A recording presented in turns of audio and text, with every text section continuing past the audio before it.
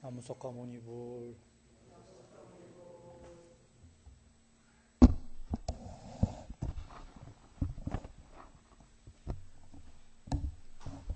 반갑습니다. 뒤에 잘 들리십니까? 오늘 부처님 말씀 법문 듣는 것을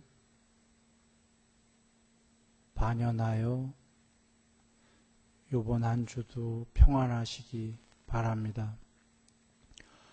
그리고 요번 한 주 외에도 오랜 세월 동안 부처님 법문 들은 것을 조건으로 이익과 평화가 함께 할 겁니다.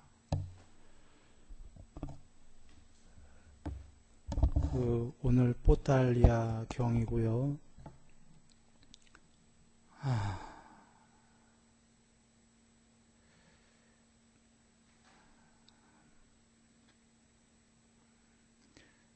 늘 경전 말씀 하나가 45분에 끝내기에는 분량이 많죠. 오늘도 요약을 하겠습니다. 뽀탈리아라는 장자가 있어요. 이 장자가 부처님을 뵀는데 부처님과 인사를 나눈 후 부처님께서 장자여 원하면 앉으십시오 이렇게 얘기를 해요. 그런데 3번이나 부처님이 얘기하시는데 장자가 안 앉아요. 이유는 장자라는 게 기분이 나빴어요. 제가자 맞습니다. 제가자인데 왜 기분이 나빴냐면 자기 가족에게 재산을 다 물려준 사람이에요. 그래서 최소한으로만 살아가고 있어서 자기는 겉모습만 제가자지 속으로는 자기는 유행승 내지는 도 닦는 사람이다 이렇게 여긴 모양입니다. 왜 우리 이런 경우 많이 있죠? 그래 나 도 닦는 사람인데 장자라니 기분 나쁘다. 이래 안 앉은 모양이에요. 그래서 안 앉았다 나오진 않아요. 추론상. 그래서 3번째 부처님께서 또 얘기하시자 이번엔 3번째 장자가 얘기합니다. 저를 장자라고 부르는 거는 별로 적당하지가 않습니다.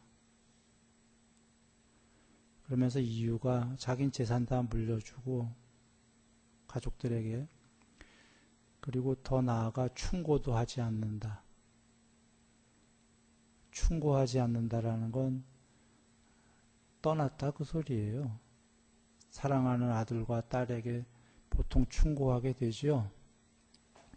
나 사회생활 떠났다 이 소리죠. 충고도 안 한다. 그러므로 장자라고 부르는 거 적당하지 않습니다. 라고 하자 부처님께서 성자의 율에서 버렸다는 거와 제가자가 버렸다라는 그런 거는 같은 게 아니다 라고 얘기하셔요. 그래서 8가지를 얘기하십니다. 그러자 이제 장자가 여쭤봐요. 그러면 성자의 율엔 뭐가 다릅니까? 속으로 이제 그래 봐야 비슷하겠지. 나도 다 버렸다. 이렇게 여기고 교만하면서 이제 여쭤보는 겁니다.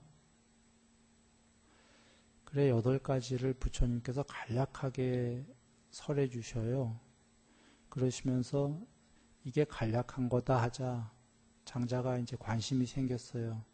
그러면 좀 더 상세히 간략이라고 얘기하셨으니 상세히 말씀해 주십시오. 그러자 8개에 대해서 버린다는 게 뭔지 상세히 얘기하십니다. 그러나 이거보다 더 있다 또 그러십니다. 그러시고서 부처님께서 더 있는 것도 또 설해 주십시오. 그러자 이제 긴 말씀이 쭉 계십니다. 그래, 해탈까지를 얘기하셔요. 그러자 이 뽀달리아가 다 얘기하시고 부처님께서 장자요. 그래도 이와 같이 버렸는가? 버렸겠습니까? 못 버렸죠. 솔직히 얘기해 장자가. 저와 같은 자가 어찌 버렸겠나이까. 그러니까 처음에 교만은 없어진 거죠. 그러면서 하는 얘기가 물론 이제 부처님께 귀의합니다. 무릎 꿇고. 귀의하기 전에 이런 얘기를 합니다. 전에는 그 외도 유행승들이 고귀한지를 고귀하다고 착각을 했다. 그래서 고귀한 자에 대접을 했고 승가에는 이거 안 고귀한 자들이라고 여겼다. 사문 비쿠들. 그래서 고귀하지 않은 자에게 대접하는 걸 대접을 하였다. 그런데 이제 알았습니다.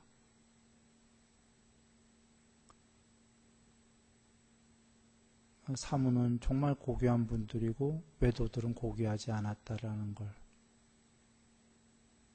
그러면서 귀의하는데 그 얘기는 여적 외도들만 봤기 때문에 그 정도면 나도 버린 자다 이렇게 여겼던 거예요. 외도 유행승들을 보면서. 그러니까 나도 도인이다 이랬던 모양입니다. 근데 부처님 뵙고 말씀 듣고 나서는 어이쿠 발끝에도 못 미치는구나, 이거 잘못 알았구나 하고서는 그 자리에서 이제 귀의를 하는 그런 내용입니다. 사실 요약을 듣기만 해도 벌써 내용은 다 파악되셨죠? 그러나 이제 부처님 말씀은 놀랍지요. 사실 요약은 들으셨지만 부처님께서 그 내용을 들어라 하시는 이유가 있는 게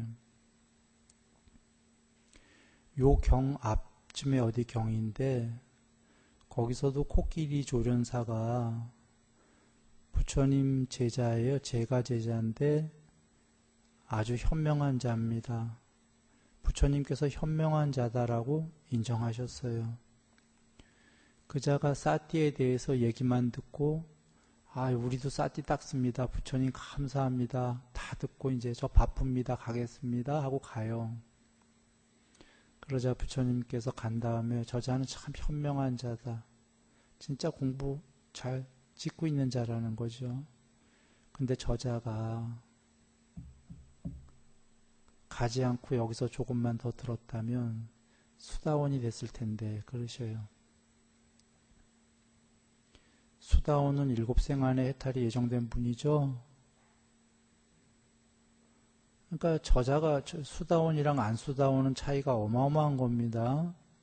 저자가 조금만 더 들었으면 수다원인데 바쁘다고 갔어요. 근데 그자도 앞에 사띠 통로는 다 들었어요. 요약본은. 이제 뒤에 부처님께서 그러자 비구들이 설해 주십시오 부처님 하자 설해 주시는데 앞에 요약본을 좀 더 자세히 설명하신 거죠. 그와 같아요.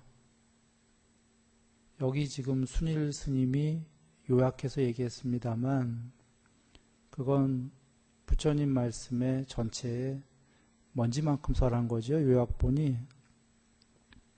진짜 내용은 이제 그 안에 있는 거니까 이제 보셔야 되는 겁니다. 자, 그 안에 내용을 들어가는데요.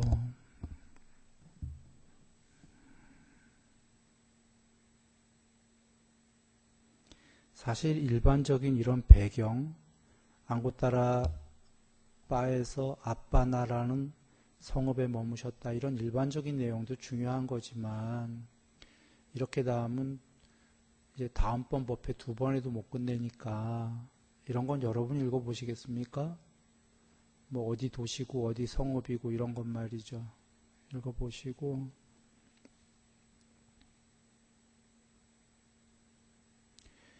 저기 3번부터 읽어봅니다.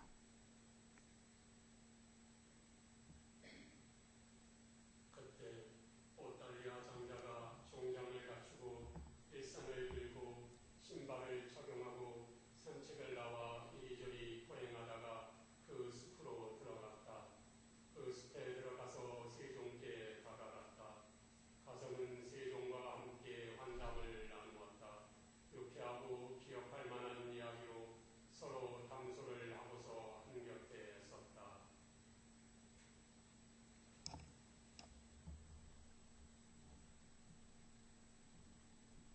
한곁에 선 오달리아 장자에게 세종께서는 이렇게 말씀하셨다. 장자여, 자리가 있으니 그대가 원한다면 앉으시오. 이렇게 말씀하셨을 때 오달리아 장자는 사문고땀하는 나를 장자라고 부르는구나 라고 화가 나고 심기가 불편해서 침묵하고 있었다. 두 번째에도 세종께서는 오달리아 장자에게 이렇게 말씀하셨다. 네, 거기까지만 보겠습니다. 두 번째도 또 앉으시오 했고요.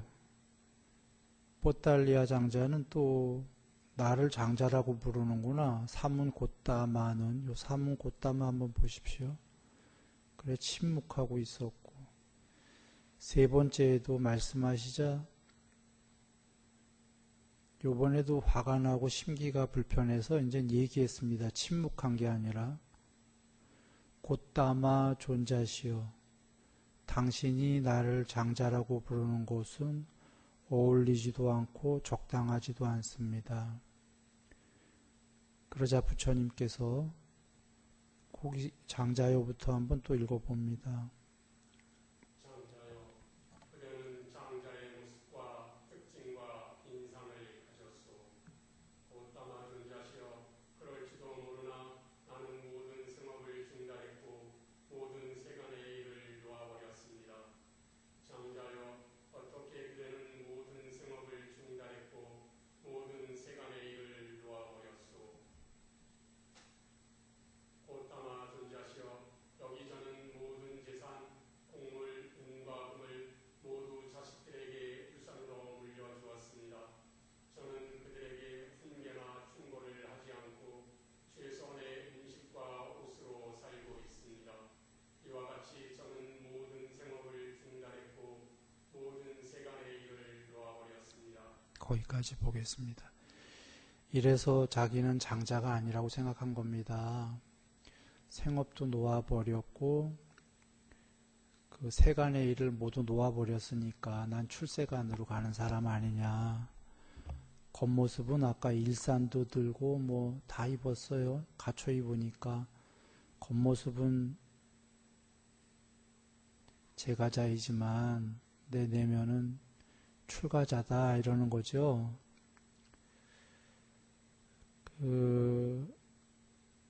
그러자 부처님께서 성자의 율에서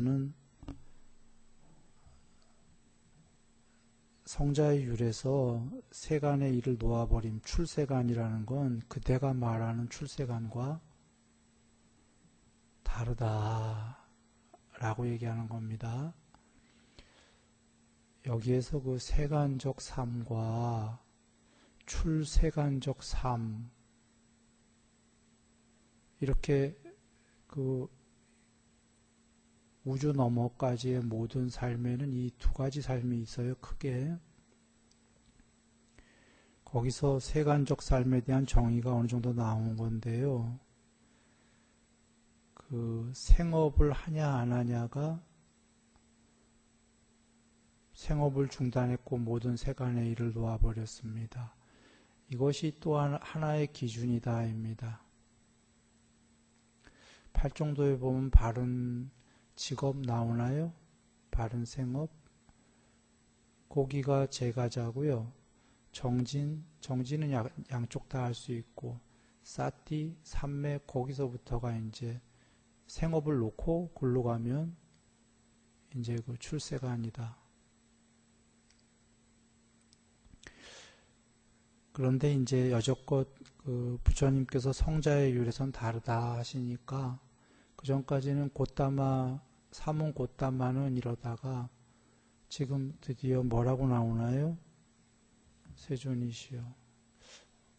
이게 지금 본문 그대로면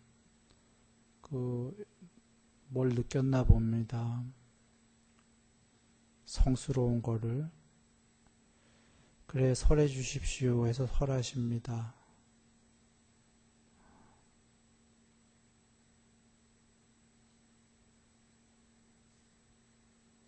이제 그 8가지를 설하시는데, 자, 4번 읽어봅니다. 장자여, 이러한 8가지 법은 성자의 입에서 세간의 일을 놓아버림으로 인도한다. 무엇이 여덟인가? 생명을 죽이지 않는 것을 의지하여 생명을 죽이는 것을 버려야 한다. 주는 것만을 가지는 것을 의지하여 주지 않는 것을 가지는 것을 버려야 한다. 진실할 말을 의지하여 거짓말을 버려야 한다. 중상무력하지 않는 말을 의지하여 중상무력하는 말을 버려야 한다. 탐욕과 욕심을 부리지 않는 것을 의지하여 탐욕과 욕심을 버려야 한다. 비난하지 않고 성내지 않는 것을 의지하여 비난하고 성냄을 버려야 한다. 분노하지 않고 절망하지 않는 것을 의지하여 분노하고 절망함을 버려야 한다. 교만하지 않는 것을 의지하여 교만을 버려야 한다. 장자여, 상세한 설명 없이 간략히 설한 이 8가지 법이 성자의 입에서 세간의 일을 놓아버림으로 인도한다. 네, 거기까지 보겠습니다. 일단 간략하게 8가지를 설하셨고요. 8가지만 보아도 생명을 죽이는 것을 버려라. 뒤에 나오니까 그냥 생략하겠습니다. 간략히 이제 8가지를 설했습니다.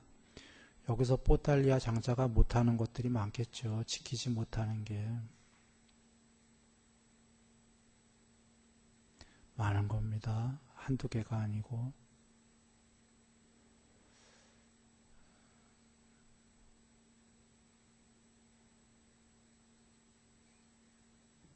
이걸 지킬 수 있으면 수다원이죠. 내 마음에 감각적 욕망과 성냄이 남아있어도 수다원은 남아있죠, 조금. 그런데 겉으로만이라도 지킬 수 있다면 그건 이미 7번 안에 해탈이 예정된 수다원이죠.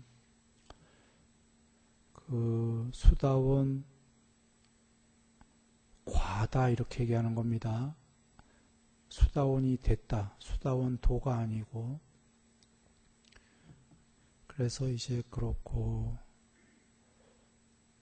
상세하게 그러면 설해 주십시오 라고 여쭙고, 기니까 그냥 얘기하겠습니다.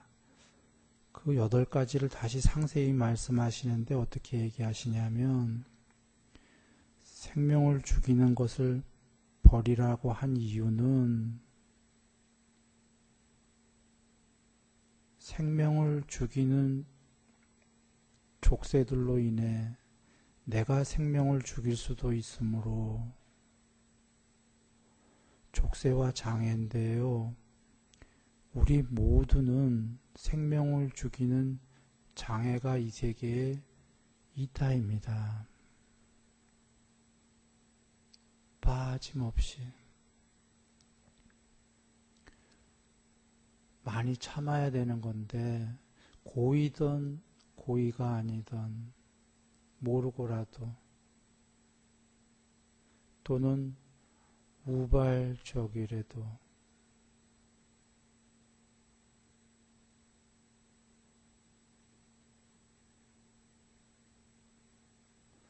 그런 족쇄와 장애가 있는 게 이 세계다라는 겁니다. 주의해야 되는 거죠.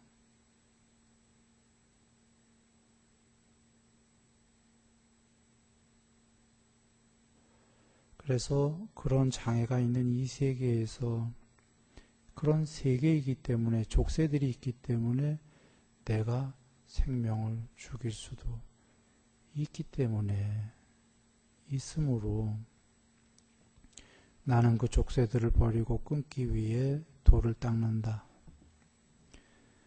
만일 내가 생명을 죽이면 생명을 죽인 이유로 그걸 조건으로 어떤 나쁜 일이 생기냐면 1번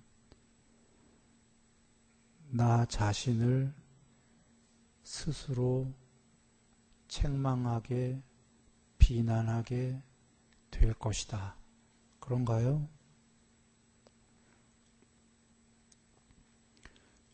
생명을 죽이게 되면 스스로 책망하고 비난하게 됩니다. 대다수라고 한 거는 일부는 안 그래요. 일부는 안 그러기 때문에 멀쩡해요. 멀쩡하니까 와, 저 생명 죽이고도 인간이 인간을 죽이고도 멀쩡한 인간이 있네. 연쇄살인마. 책망 안 해요. 이유는 그는 동물과 같거나 동물보다 못하기 때문입니다. 육식동물은 먹기 위해서 죽이기 때문에 살생으로 자기를 책망하지 않습니다. 훌륭해서가 아니라 그는 인간이 되려면 너무나 멀었어요. 육식 그 살생동물은. 그래서 많은 세월 참 비참하게 사는 겁니다. 여기 스스로를 책망하지 않는다라는 일부의 그 어떤 군상이 있다면 생명을 죽이고도 그는 금수거나 금수보다 못하다. 그래서 스스로 책망 안 하니까 아우 좋구나가 아니라 그는 참으로 오랜 세월 동안 괴로움과 불이익을 당할 것이다. 그래 대다수의 존재들은 자신을 책망하지요. 비난하고. 또 두 번째는 현자들이 조사하여 생명을 죽인 이유로 나를 비난할 것이다. 현자들이 이렇게 되어 있는데 쉽게 얘기해서 남들이 그러니까 1번 생명을 죽이면 내 자신이 내면에서 나를 책망할 것이고 2번 더불어 남들이 나를 비난할 것이다. 비난하나요? 그리고 3번 몸이 무너져 죽은 다음에 나쁜 업을 지었기 때문에 악도에 떨어질 것이다. 그 죄중에 따라서 다르겠죠. 뭐 곤충 뭐 등등 뭐 동물을 살생했다면 도로 그거보다 또 얼룩덜룩 좋은 업도 많이 선업도 쌓고 하면 인간으로 오겠죠. 그런데 인간이 인간을 그게 우발적 혹은 어떤 정황이 있다면 모르는데 고의성 뭐 이런다면은 하여튼 죄업에 따라서 악도에 떨어지는 게 달라집니다. 커지는데 여긴 이렇게 세 개가 나왔고 네 가지로 한다면 죽기 전에도 몸이 무너진 다음에 악도에 떨어지겠지만 그 전에도 이 세계에서 그 살생의 경중에 따라서는 중하게 되면은 감옥에 갑니까? 감옥에 갑니다. 그러니 이것은 안 좋은 것만 보게 될 것이다. 살생을 해서 좋은 면을 볼 수가 없다. 그래, 그런 이유들이 있기 때문에 생명을 죽이는 것은 족쇄이고 장애이다. 그걸 조건으로 속상함과 마음의 속상함이죠. 더 나아가 열병을 초래하는 번뇌들이 일어나고 생명을 죽이는 것을 삼가하는 자에게는 그런 마음의 속상함과 열병을 초래하는 번뇌들이 없다. 우리 여기 지금 생명 죽이는 거 나왔고 뒤에는 화도 나오고 하는데 한 번에 얘기하면 화는 화병, 열병이 화병이죠. 그런가요? 화가 맨 처음에 나면 마음의 속상함이다를 넘어서 막 괴롭다가 있죠. 거기에 화병까지 가게 되면 너무 괴롭죠. 집착은요, 감각적 욕망에 대한 집착은 즐거움이 많긴 한데 마음으로 자꾸 집착을 하다 보면 속상함이 있고요. 마음으로 뭔가를 감각적 욕망을 집착한다는 거는 얻었다는 소린가요? 아직 못 얻었다는 소린가요? 대상을. 못 얻었다는 소리니까 못 얻으면 얻고자 하는 나와 얻지 못한 그것 사이에 그 속상함과 괴로움이 있나요? 그리고 더욱더 그걸 막 생각할수록 밤에 잠도 안 오고 막 오나 가나 그 생각만 나고 많은 생각이 거기가 머릿속에 또는 마음속에 있게 되면 머리가 빠개질 듯이 아픕니까? 열병이 오나요? 마음에 시원함은 없겠죠. 이런 거 전부 열병을 초래한다 이러신 겁니다. 그래,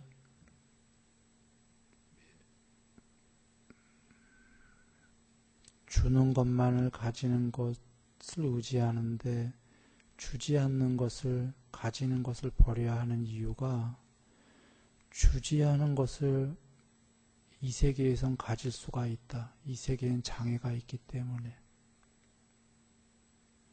이 세계의 장애가 사실 뭐냐면 저 자연이 주지 않는 거 뺏어가라고 장애를 주는 게 아니고요.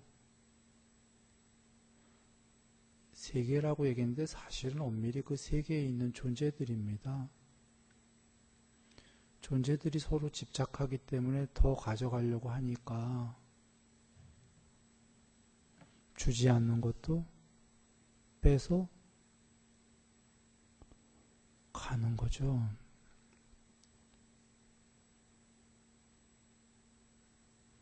그래서 주지 않는 걸 뺏지 마라. 갖지 마라. 그러나 갖고 싶어요.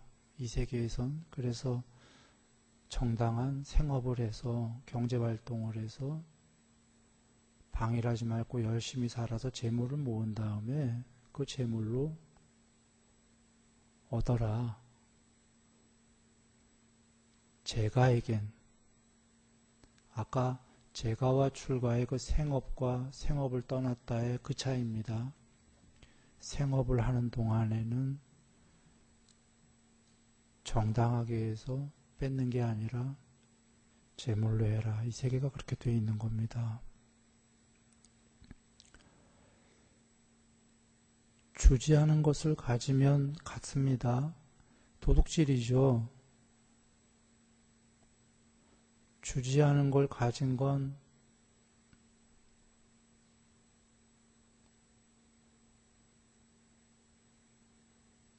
도둑질입니다.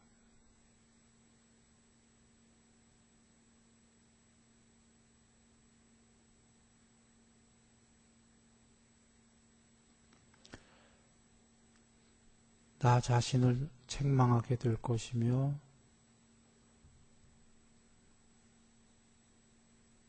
비난하게 되겠죠, 스스로를. 현자들이 조사하여 현자들 뿐이 아닙니다. 남들이 알게 되면 손가락질, 비난, 왠가 안 좋은 말 다 하겠죠. 살아서도 거짓말이 너무 심했다면 거짓말로는 현행법은 안 되나요? 잘 모르겠다. 행위까지가 가야 되나? 여하간 죽은 다음에는 그 거짓말로도 악도에 떨어지는 겁니다.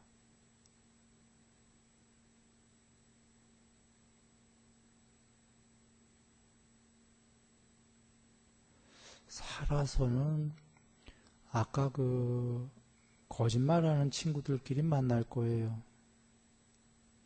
여기 지금 주지 않은 것을 가진 내가 거짓말로 왜 간다. 미안합니다. 주지 않은 것을 너무 스피디하게 지금 가려다 보니까 거기까지 간 모양이네.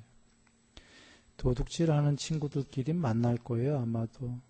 그러나 주위에 그걸 본 사람은 그 사람들이랑 안 사귈 거예요. 그리고 아마 주지 않는 것을 갖는 사람들끼리도 상대를 조심하지 않을까요?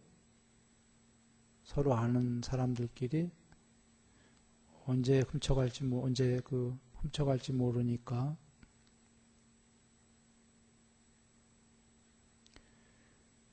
자그마한 것도 주위에서 보면은 저 사람은 조그만 것부터 저러지만 큰 것도 그럴 수 있겠구나.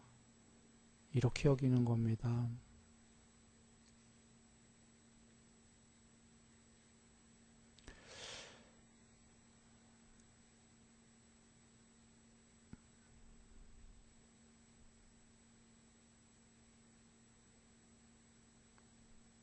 예전에 내가 아까 멈칫한 게 이 얘기를 할까 말까 한 거예요. 별로 중요한 얘기는 아닌데 예전에 한 28년 전쯤에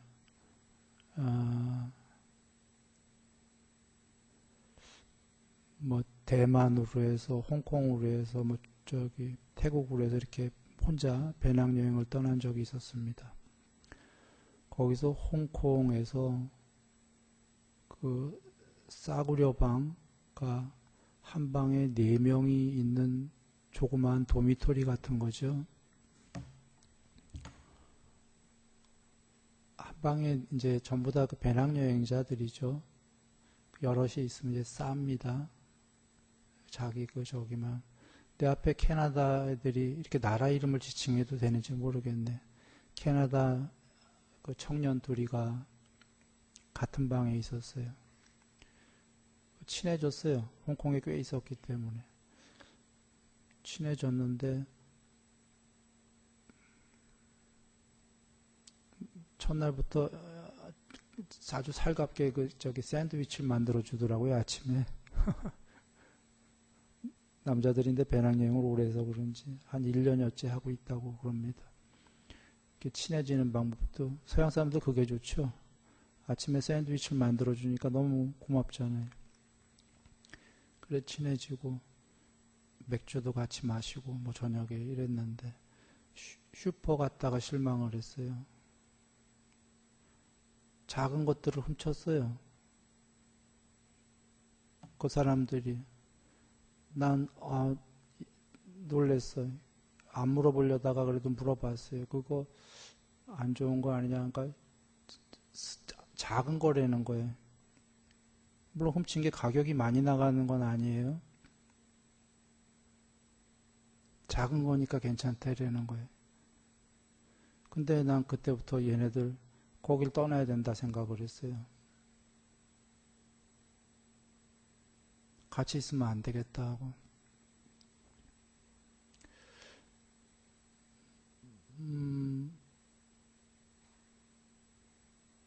그 둘이는 괜찮아. 둘 다 그런 청년들이니까. 둘 다 그런 짓을 하니까. 둘이는 캐나다. 서로 그러고 다녀도 모르겠죠? 둘 다가 그러니까. 그러나 둘이도 지금 여행하니까 둘 다 이렇게 훔치고 뭐 서로 좋다고 그러지. 캐나다 본국에 돌아가서 만약에 둘이가 어떤 일들을 하고 하면 서로 같이 할 때에는 이거 믿겠냐는 거죠, 서로가.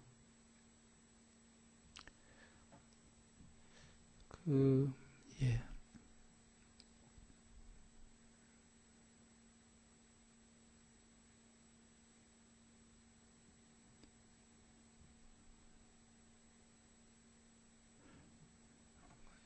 진실한 말을 하고 거짓을 버려야 된다. 거짓을 하면 이 세계는 존재들은 족쇄들로 인해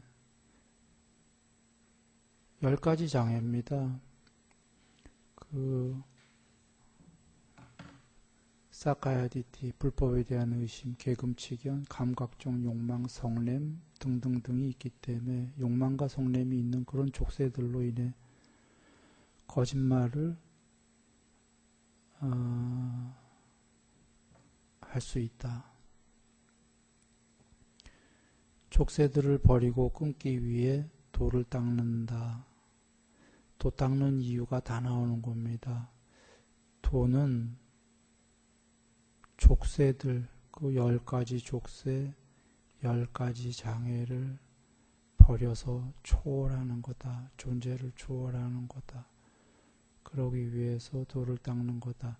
이 안에는 장자요. 그대는 이와 같이 이런 거 알고 지금 생업을 놓았다고 하는 것인가?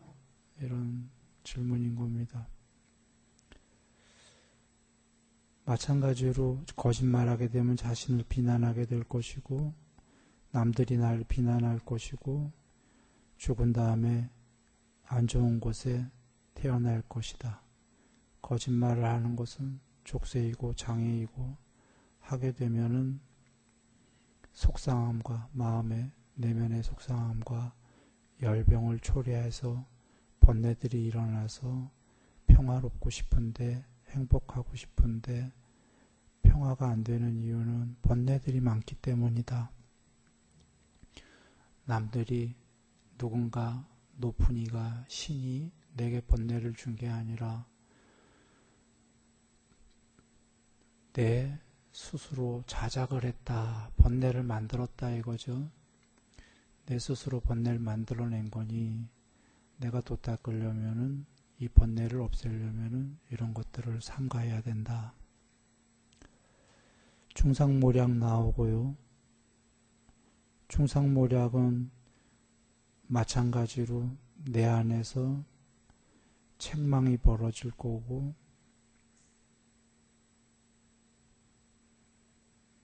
그렇게 돼서 속상함과 열병을 초래하겠죠.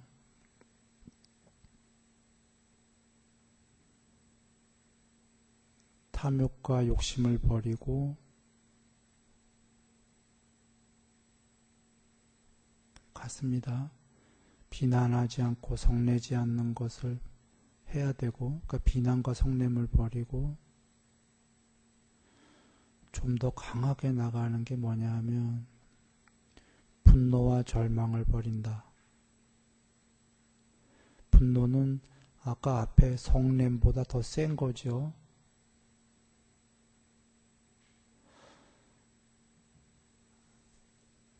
성냄이 더 세지면 분노가 생기고 분노가 생기면 저주하게 되고 실행에 옮긴다. 그게 우발적 혹은 고의적 살생이 되는 겁니다. 화가 무섭죠. 요새 그 7개월 아이인가 내가 정확한 팩트는 모르겠습니다. 정확히 본 게 아니기 때문에 아마 부모가 어린 모양이에요. 젊은가? 엄마는 10대인가 아마 이런 것 같고 7개월짜리 아이인가 아기가 방치돼 갖고 죽었는데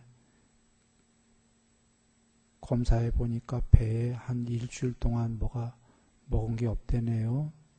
분유도. 그 부모가 싸움을 했답니다. 둘이가 싸움을 해서 서로가 상대가 아기를 돌보겠지 하고 외박도 하고 바깥에 나가고 이랬던 모양이에요. 둘이가. 근데 둘이가 서로 화가 났으니까 아마 네가 돌봐라. 설마 네가 아기 죽이겠냐 이랬던 모양이겠죠. 또는 니도 안 돌보면 니도 집 나가면 나도 나간다. 누가 이기나 보자. 니까지 게 니가 설마 아기 죽이겠냐? 니가 보겠지. 아마 서로 화나면은 이렇게 되겠죠.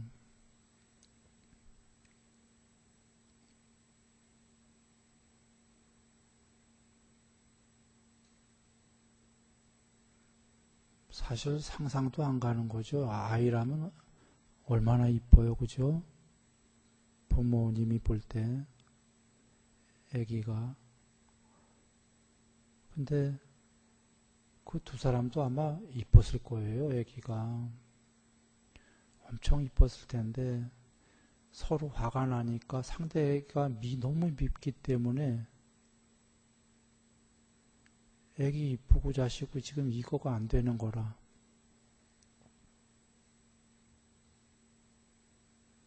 상대 남편이 너무 믿고 부인이 너무 믿고 하니까 네가 지기 전엔 나 안 지겠다 이거죠. 지금 이기겠다라고.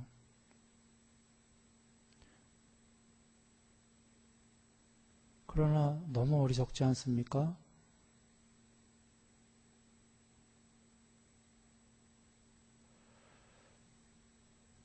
그런데 물론 이것은 참 일부의 예외적인 얘기 같기도 합니다. 이런 사건은. 그러나 또 한번 우리가 돌이켜보면 그런 사건이 우리에게 안 벌어질 뿐이지, 우리가 화나서 상대를 이기려고 할 때, 싸울 때 한번 돌이켜보면 우발적인 일들이 얼마든지 벌어질 수 있다고 경에서 부처님이 얘기하셨습니다. 아까 성냄을 조건으로 분노가 분노를 조건으로 저주를 조건으로 실행에 옮기게 된다. 이런 말씀이 계셔요. 점차적으로 확장을 하는 거죠. 커지면. 이 사람들도 처음에 그러려는 마음은 안 가졌겠죠. 분노하게 되고 더 나아가서 분노하면 절망한다 이러신 겁니다.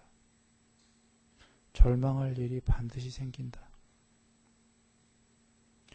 그러니까 지금 이것은 아까 내면에서 자기를 책망하는 정도가 아니라 이제 방법이 없구나 하고 절망에까지 빠진다는 겁니다. 정신적 절망에 빠지면요, 더 이상 살 의미가 없는 거죠.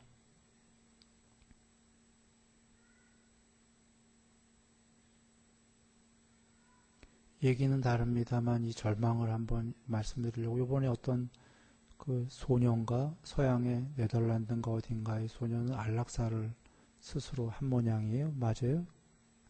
10대에 그보다 더 어렸을 때 성폭행을 당했답니다. 성추행도 당하고 성폭행도 당하고, 그러니까 성추행 당하고 또 좀 세월 지나서 성폭행 당하고.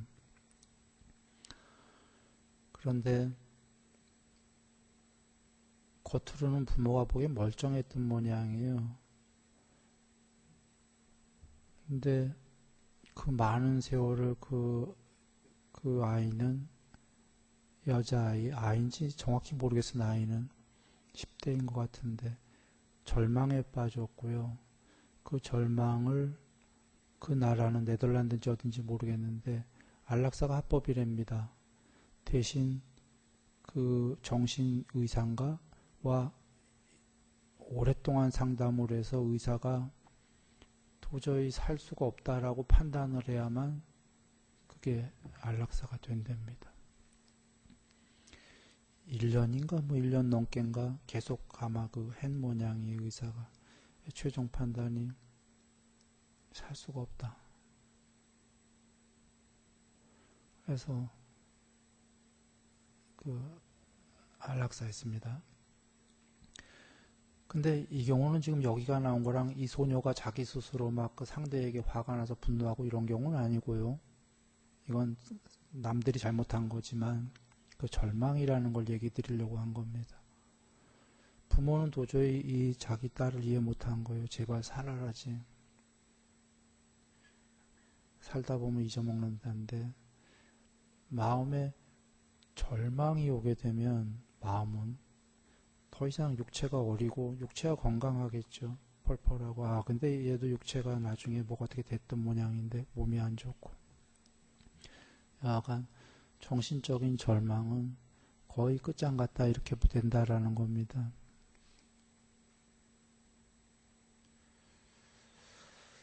자, 그런데 이 소년 지금 당한 경우이기 때문에 얘가 다릅니다. 다만 절망을 하려고 얘기 드린 거고, 우리가 부처님께서 성내는 걸 주의해라 하신 게 성내는 게 분노까지 가고 분노가 더 커지면 그것은 절망하는 일까지를 간다.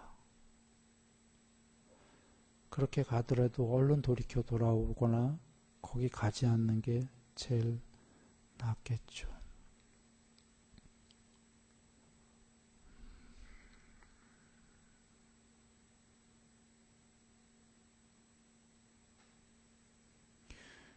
교만하지 않는 것을 의지하여 교만을 버려야 된다.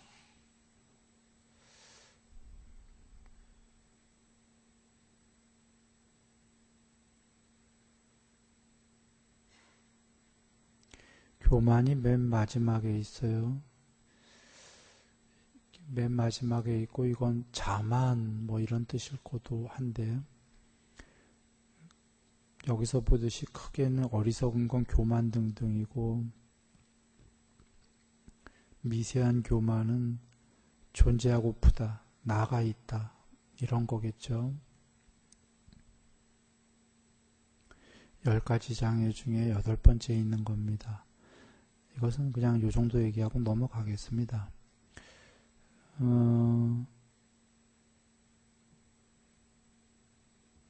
장자요. 이렇게 8가지에 대해서 상세하게 설명은 했다. 설명은 했지만 이 8가지로도 성자의 율에서는 완벽하게 모든 방면에서 모든 세간의 일을 놓아버렸다고 하진 않는다. 더 있다 그런 얘기시죠. 그러자 이제 또 장자가 이제 세존이시여 하고 여쭙니다. 완벽하게 어떻게 놓았다고 합니까? 그것에 관해 세존께서 법을 설해 주시면 감사하겠습니다. 장자여, 그러면 설하리라. 잘 잡돌이해라. 예, 세존이시여 합니다. 여기에 이제 뒤에 여러 가지가 나오는데요. 이 여러 가지는 그 앞에 나오듯이 성자의 율에서 모든 세간의 일을 놓아버리는 거 얘기입니다. 출세간. 한마디로 출세간 정도에서 더 나가서 지금 여기 나오는 건 강력하게 깨닫는 방법까지가 나오는 겁니다. 해탈. 그래서 듣다 보시면 여기나 여기 계신 분들이나 혹은 나중에 뭐 유튜브가 됐던 보는 분들은 마음에 와닿지 않을 수 있어요. 대다수는 생업을 하고 있기 때문에 여기 뒤에 나오는 얘기는 생업을 완전히 놓아라 강력하게 이렇게 나오기 때문에 대다수의 사실 우리 중생들은 직업이 있죠. 그래서 들으면서 와닿지 않을 수 있습니다. 이거는 나랑 상관없는 얘기하고 괜찮습니다. 여기 나오는 것은 이제 해탈까지 가려는 사람이 이렇게 해라 이런 얘기가 나오는 겁니다.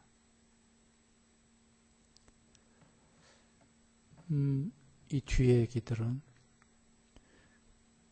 얘기들에 대부분 해당 안 하는 거예요.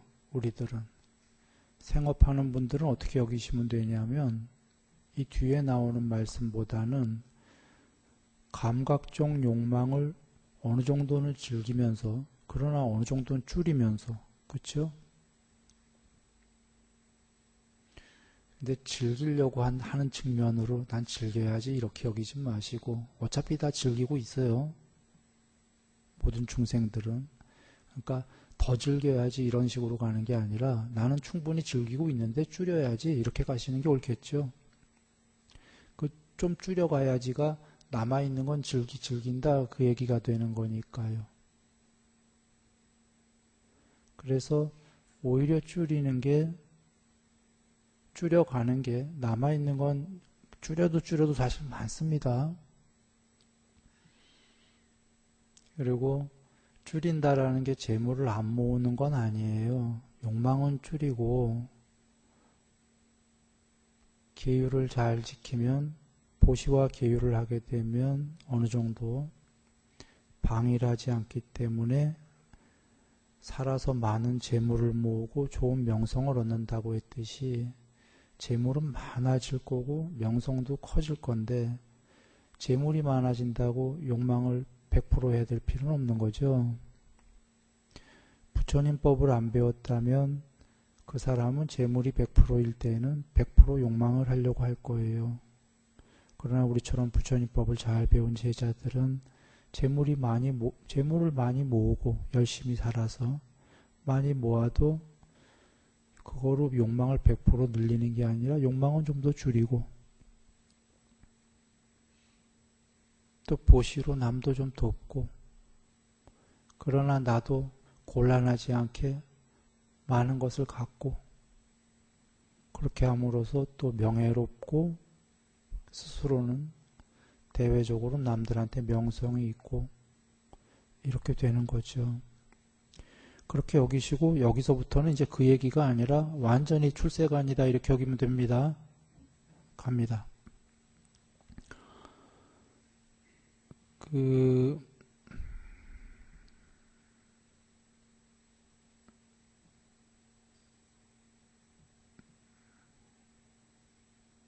시간이 안 되겠군요.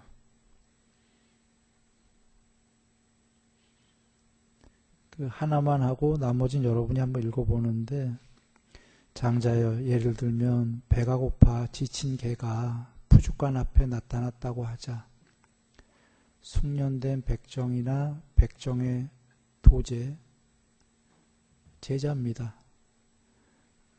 백정의 제자가 그 개에게 배고픈 개에게 살점이라고는 한 점도 남김없이 완전히 발라버렸고 피만 조금 묻은 뼈다귀를 잘라서 던져주는 거예요. 개에게.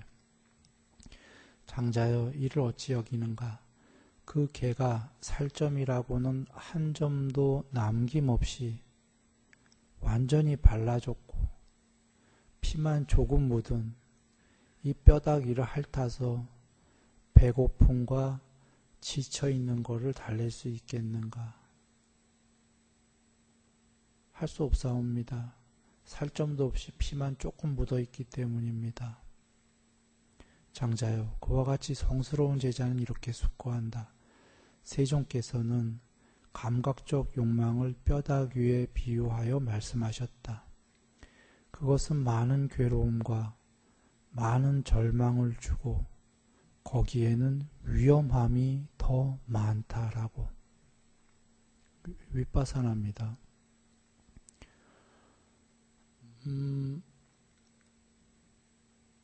여기서 더 많은 괴로움과 절망과 위험함이 많다라고 감각적 욕망은 여기선 위험함만 얘기하셨고요. 다른 경우에서는 감각적 욕망은 달콤함이 있다고 그러셨습니까? 거기에는 분명히 달콤함과 즐거움이 있다. 감각적 욕망에 달콤함이 없다면 아무도 그거 즐기지 않을 것이다. 거기엔 달콤함이 있기 때문에. 그런데 대다수의 중생들은 감각적 욕망에 달콤함하고 즐거움만 안다라는 거죠. 그런데 그 이면에 감각적 욕망에는 분명히 위험함도 있다 그러셨죠. 즉 다른 경이랑 연결하면 여기는 위험함만 나왔지만 여기는 지금 달콤함도 있긴 해요. 뭐냐면 뼈다귀를 핥아서 배고픔과 지침을 달랠 수는 없지만 약간 핥는 재미가 있겠죠. 그러나 다른 경우에는 달콤함 쪽도 크다고 나와요. 지금 여기에 달콤함은 완전히 작고 괴로움만 크다라는 건 출세간자용입니다. 그러면 방편에 따라서 출세간자는 이렇게 여기라고 하셨나? 그게 아니고요. 공부가 한번 여겨보시죠. 감각적 욕망을 많이 없앤 사람이 있다면 옛날엔 많이 욕망하다가 욕망을 거의 없애간 사람이 여기 있다고 치지요. 그러면 그 사람이 욕망을 볼 때에는 예전엔 정말 욕망이 많을 땐 달콤하고 즐거웠는데 거의 없앴다면 그 사람이 보기에 욕망이 지금 달콤하고 즐거울까요? 그 사람 눈에 실제로 뼈다구에 약간 피만 묻어 있는 걸로 보일까요? 그런 겁니다. 그러니까 부처님께서 방편 따라 이렇게 얘기하시고 저렇게 얘기하시고 한 게 아니에요. 사실인데 대다수에게는 와닿지 않는 이유는 대다수는 지금 달콤함 쪽에 우리가 살고 있기 때문입니다. 그러나 공부돼 가는 사람들은 진짜로 달콤함 즐거움을 버렸기 때문에 맨 처음엔 피 정도는 아니고 그래도 버려가다 보면 뼈다구에 살이 조금은 붙어있는 이렇게 되겠죠? 맨 처음에 살이 풍성하게 붙어있는 감각적 욕망이 즐거운 사람은 뼈다구에 살이 풍성하게 붙어있는 공부가 좀 된 사람은 뼈다구에 조금 붙어있는 더 많이 되면 뼈다구에 정말 살이 조금 있는 더 많이 되면 살은 하나도 없고 피만 좀 살짝 발라져 있는 그런데 더 많이 된 사람이 피만 발라져 있다는 사람이 뭘 보냐면요. 문제는 욕망에, 감각적 욕망에 괴로움이 많고 절망이 많고 재난이 더 훨씬 많다라는 게 달콤함에 비해서 그걸 본다는 겁니다. 즉 감각적 욕망에 달콤함이 있지만 없다가 아니라 있는데 거기에 그거의 이면의 위험함은 너무 크다. 너무 크기 때문에 부처님께서 제가에게 얘기하신 게 기왕에 욕망을 할 거면 탐에 머무르기만 해라 하신 거예요. 탐에 머물러 탐에 강요되어 탐에 완전히 동요되어 인색함이 되고 칼과 방패를 들고 싸움하게 된다. 아까 그래서 싸움하니까 절망까지 가는 게 아기를 팽개쳐 놓게 되는 거예요. 젊은 부부가 뭐냐면 맨 처음에 탐에 머무르기만 한다고 그러셨어요. 감각적 욕망에 그냥 어느 정도 머물러 즐기기만 하는 거예요. 그런데 좀 있다가 이게 왜 위험하냐면 필이 이제 더 강요된다는 거죠. 마음 공부 안 짓고 사띠를 확립 안 하면 우린 부처님법을 배웠으니까 통제하려고 할 건데 안 배운 사람들은 탐에 맨 처음 머무르다가 탐욕이 커져서 강요된다. 점점 더 커져서 탐에 완전히 동요된다. 휘둘린다. 탐에 완전히 휘둘리게 되면 감각적 욕망에 인색함으로 간다.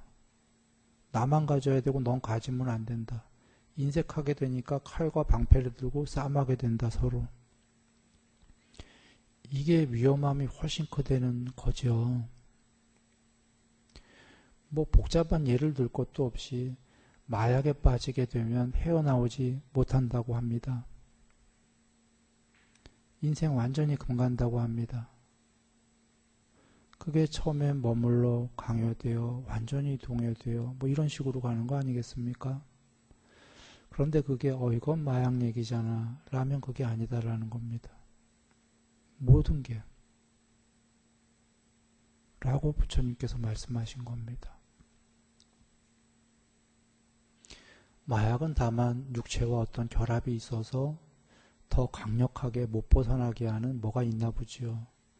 그러나 뇌와 뭐가 연결이 돼서 그런 게 아니더라도 모든 욕망은 조금 더딜 뿐이지 아까 마약 같은 종류보다는 시간이 조금 더디게 걸릴 뿐이지 모든 감각적 욕망은 뇌와 연결이 된다. 똑같아요. 뇌과학자는 뇌가 한번 맛본 욕망은 벗어날 수 없다라고 합니다. 그 욕망을 하게 되면 뇌에 그게 없었던 게 그게 새로 생긴대요. 새로운 욕망을 하게 되면. 팩트입니다. 그래서 뇌과학자 입장에서는 부처님 말씀을 부정하는 거예요. 존재가 탐욕을 버리는 건 불가능하다라고. 뇌과학자 얘기입니다. 그 뇌에 그런 게 자꾸 생겨갖고. 그러나 과학자가 그건 너무 오버했어요. 과학 입장에서 사실이더라도 사람이 어려운 뭐 금단 영상도 끊기도 힘든 것도 뇌는 못 끊게 해도 뭐 끊고 그러지 않습니까? 그런 것처럼 뇌가 욕망을 부추기지만 전부 끊을 수는 있다라고 부처님이 얘기하신 겁니다. 여하간 그러나 그 전의 과정들은 불법을 안 배웠다면 새로운 욕망에 길들여지면 그것은 아주 빤빤잡 확장은 일사천리다예요. 뇌과학적으로는. 감각적 욕망에 머물러 그다음에 확장돼서 그 강요되고 완전히 동요되고 계속 끝없이 간답니다. 뇌 입장에서는. 전달됐나요? 위험함이 훨씬 더 크다. 그래서 인색함까지 가면은 이제 눈에 뵈는 게 없는 겁니다. 우리가 이기적이다라는 게 이기적의 인색과 같은 맥락에 다 있는 거예요. 인색은 너는 갖지 말아요. 나만 가질게. 너는 존경받지만 나만 존경받을게. 나는 너보다 위에 있어야 돼. 넌 내 밑에 있어야 된다. 모든 방면의 인색이다라는 게 꼭 재물만이 아닙니다. 우리가 이걸 보통 이기적이란 말로 쓰나요?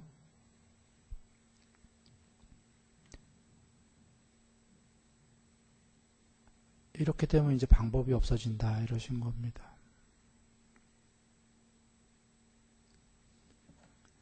그런 중생은 이제 어쩔 수 없이 많은 괴로움에 빠질 거고 절망에 직면하게 될 거다.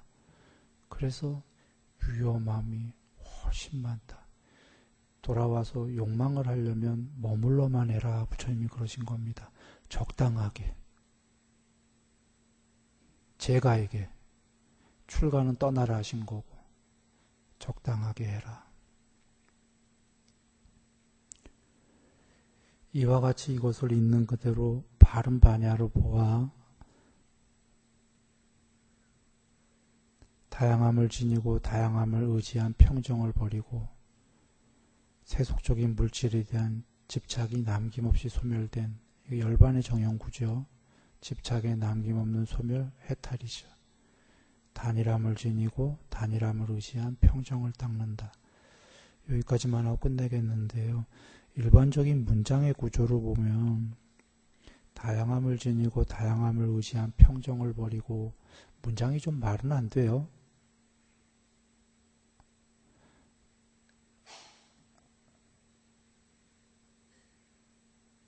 문장이 좀 이상해요. 평정이라는 게 뒤에 문장은 단일함을 지니고 단일함을 의지한 평정 하면 얘기되죠. 뭔가 단일한 건 좋은 거니까 이건 평정이 되겠다. 근데 다양함을 지니고 다양함을 의지한 평정을 버리고 물론 버리고 했으니까 얘기는 되는데 평정이 조금 이상하죠. 여하간 문장의 뜻은 이런 겁니다. 다양함을 지닌 걸 버려라가 그 다양함에서 오는 감각적 욕망이 가지수가 많죠. 다양합니까? 그런 다양함을 지닌 에서 다양함을 의지한 평정, 감각적 욕망에 의지한 평정, 이것은 진짜 평정은 아니고 개인들이 욕망이 좋아서 일단 순간적으로 달콤해서 아이 평온해 하는 평정이겠죠? 굳이 얘기하면 그런 걸 버려서 세속적인 물질에 대한 집착이 남김없이 소멸된 단일함을 지니고 통일함, 유일성을 지니고 유일성에 의지한 평정을 닦아라. 이런 뜻이겠죠? 문장의 뜻은 전달됐죠. 아까 감각적 욕망은 다양하니까 그 다양함에서 오는 그런 즐거움을 버리고 통일성, 유일성에 대한 의지해라 이렇게 돼 있는 거예요. 그런 뜻이고 이 다양함을 지니고의 다양함이란 단어가 나따로 돼 있습니다.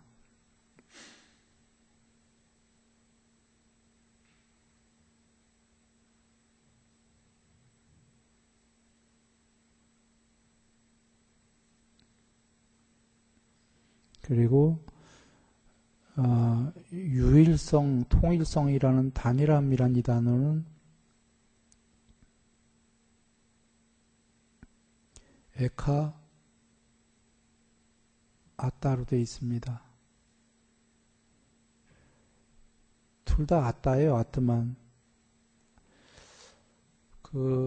이 에카따는 EKA 플러스 ATTA, 에카, 아따예요. 근데 이어졌기 때문에 A가 한 번 나온 겁니다. 저 에카는 오직, 유일한, 이런 뜻이죠. 그러니까 오직 아따, 유일한 아따, 유일성, 유일의 불멸성, 뭐 이런 뜻일 거고, 난 아따는 아따가 아닌 것. 이게 직역일 텐데 사전엔 이렇게 안 나온답니다. 사전엔 다양성이라고 나오는 모양이에요. 아마 그러나 어원적으로 본다면 언어학자가 아니니까 틀렸을지도 모릅니다. 그러나 어원은 누가 봐도 뭐 이런 어원이기 때문에 난 아따, 아따가 아닌 것 이런 뜻이니까 사전에 그렇게 안 나온답니다. 모르겠어요. 그러니까 나도 그냥 내 생각이에요. 그렇게 본다면 아따가 아닌 것을 지니고 아따가 아닌 것을 의지한 그런 즐거움을 평정을 버리고 아따를 지니고 오직 유일한 아따를 지니고 유일한 아따를 의지한 유일성을 의지한 버려서 평정한 평정을 닦는다 이렇게 돼 있다는 겁니다. 다시 한번 근데 이게 어디 경에도 나와요. 거기 단어는 모르겠어요. 빨리어가 쌍위따니까에 이런 거 여러 군데 나오죠. 뭐냐면 아따가 아닌 것을 버려라. 아따가 아닌 것을 버려라. 그것은 그대의 것이 아니니 버려라. 이렇게 나오는 게 있어요. 그 아따가 아닌 것 그것도 난 아따인지는 모르겠어요. 자제스님 한번 나중에 찾아볼래요? 네? 그 아따가 아닌 것을 버려라고 많이 들어봤죠. 거기서도 단어가 아따가 아닌 것이 난 아따인지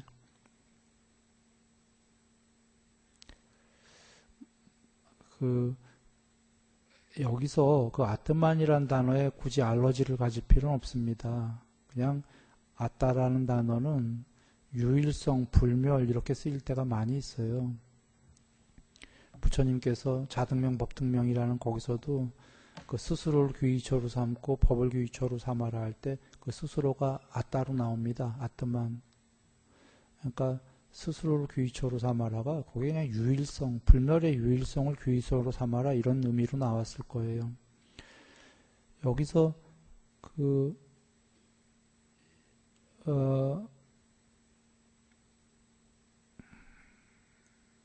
궁극이라면 여러분 한번 여겨보세요. 궁극은 2개 이상이어야 될까요? 유일한 무엇이어야 될까요? 만약에 궁극이라면 유일한 무엇이어야 되겠죠. 물론 유일의 무엇은 나중에 공한대까지 가요. 그래서 어원적으로 보면 12연기의 두 번째인 첫 번째 무명, 두 번째가 샹카라지요. 샹카라가 사전적 의미로 형성, 의도 이런 거지요. 그런데 어원은 2개 이상이 함께 모여진 이란 뜻이랍니다. 2개 이상, 그러니까 3개, 4개. 그건 다 그러니까 12연기에서 샹카라가 형성이 소멸해야 해탈 맞습니까? 2개 이상이 모여진 것들은 전부 소멸해야 되는 거예요. 궁극이 아니기 때문에. 궁극이 있다면 그것은 무언가 유일성일 거다. 그런가요? 그래서 유일성이란 단어로 그냥 보시면 되겠어요. 불멸의 유일성. 법망경에서 부처님께서 존재들에게 있는 아뜨만은 전부 부정하셨어요. 오원에 있는 아뜨만, 오원과 관련된 존재와 관련된 아따는 전부 부정하신 게 그건 유일성이 아니다 그러셨어요. 유일성이 없다가 아니라 존재들에 관련된 아따는 전부 유일이 아니다. 봐도 그렇잖아요. 지금 여기 우리 한 많이 계시죠. 우리 넷만 얘기하죠. 자, 자제스님 아따랑 내 아따랑 같겠어? 존재의 용어는 틀릴 거 아니에요. 아리아식은. 그게 궁극이란 소리가 아니라 그 아따가 존재들과 연관된 아따는 다 틀릴 거 아닙니까? 그러니 궁극이 아니죠. 여럿이니까. 그렇게 쓸 때 아따는 궁극이 아니에요. 말이 유일성이지 유일하지가 않아. 내 아따 너 아따 틀리니까. 벌써 둘이야. 둘만 돼도 그죠? 한 40여 명 되면 벌써 아따가 40개네. 그죠? 다 달라요.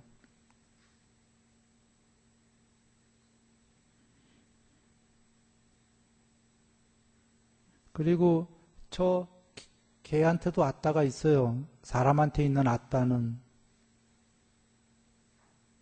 그런 식의 아따는, 아뜨마는. 이 존재들에게 있는 아뜨마는 개한테도 있어요. 소한테도 있고, 깨구리한테도 있고. 걔네들 뭐 난생, 습생, 태생, 화생은 전부 아뜨만이 있어요. 그 안에 영혼처럼. 근데 우리가 강아지, 멍멍이에게 있는 아뜨만을 궁극의 유일성이다라고 이야기할까요? 안 그럴 거잖아요. 그런 건 유일성이 아니라 2개 이상이 모여진 형성된 것들이죠. 그것은 아뜨만이 아니다 하셨어요. 법망경에서. 일반 종교에서 그걸 유일성이라고 얘기하는 건 유일성이 아니다. 그건 난 아따. 아따가 아닌 그 무엇. 이 세계의 관습적인 언어로 영혼들은 있는 겁니다. 그런데 그 영혼은 쉽게 얘기하면 불멸이 아니다. 그러신 거예요. 그거 필멸이다. 변한다. 개의 영혼이 그 식이 사실은 사람이 되면 변하겠죠. 그 안에 뭐가 있던. 변하겠습니까? 사람으로 이제 윤회했는데 아직도 강아지, 개의 영혼이 들어있으면 안 될 거잖아요. 예. 그렇게 하고요. 그 뒤에 애들 한번 이제 쭉 읽어보시고,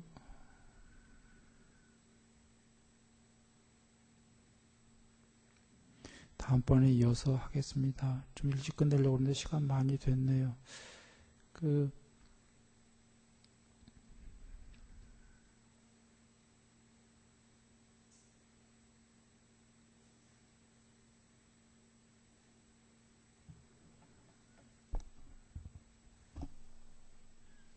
나무석가모니불